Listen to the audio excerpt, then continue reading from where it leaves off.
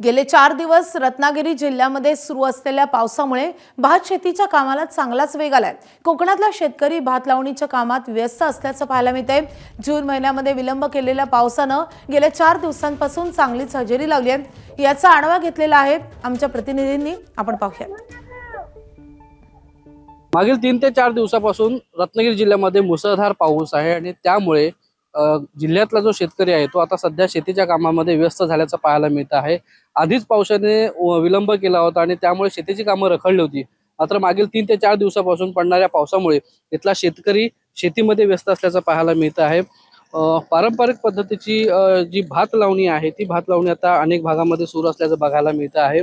खरं तर एरवी बैलाचा नांगर वापरून शेती केली जात होती, मात्र आता सध्या यांत्रिकीकरणामुळे अनेक भागामध्ये अशा पद्धतीने ट्रॅक्टरच्या साहाय्याने शेती जी आहे ती केली जाते।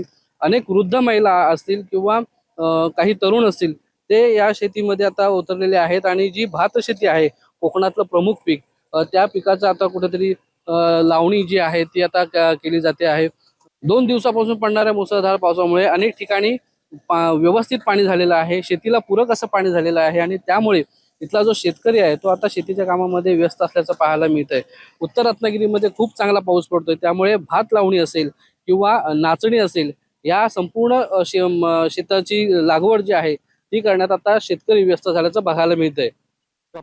एबीपी माझा, चिपळूण, रत्नागिरी।